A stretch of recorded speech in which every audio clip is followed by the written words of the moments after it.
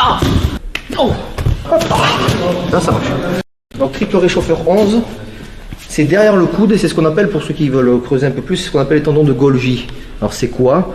C'est les tendons, justement, que vous allez frotter contre l'os et il y a aussi les nerfs qui vont avec. C'est-à-dire, c'est ça. Alors, vous allez me dire, dans la rue, je pense que tu n'arriveras jamais à frotter, évidemment. C'est juste pour comprendre. Tendon de Golgi, voilà, ça fait son action. Maintenant, ça nous redit, tu es en forme, toujours. Ça, c'est une technique police qu'on appelle la scie égoïne. Vous savez, la scie, là, ce mouvement-là. Contracte un peu, que je te blesse pas. Ah voilà. Ça va aller. S'il y en a qui veut prendre sa place, n'hésitez pas.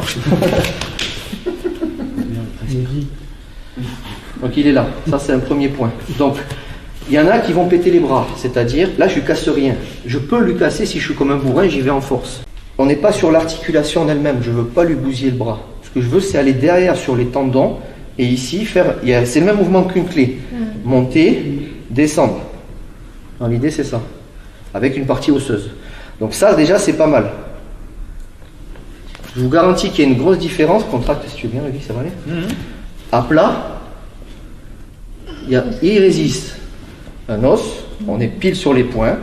Je ne vais pas trop fort, ça suffit. Voilà. Maintenant, il faut faire le twist. C'est-à-dire, ce que j'appelle le twist, c'est activer le nerf sur l'os. Donc, pas besoin de faire trop fort. Résiste. Je lui dis résiste pour pas qu'il se blesse. Hein. Oh, vous avez vu la réaction? Voilà. Maintenant, c'est sous effet de surprise.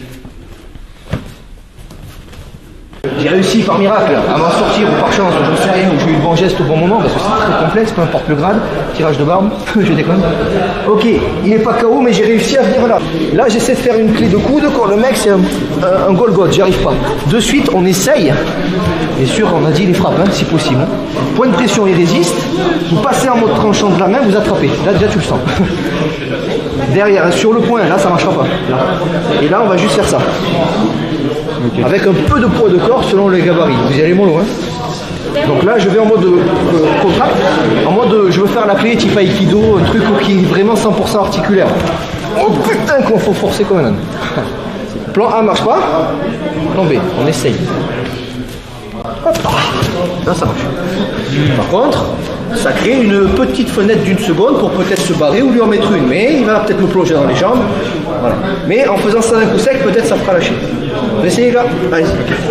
Si tu souhaites aller encore plus loin, à savoir décupler tes connaissances en self-défense, devenir confiant et efficace en situation réelle, mais ce que je t'invite à faire, c'est à cliquer juste ici.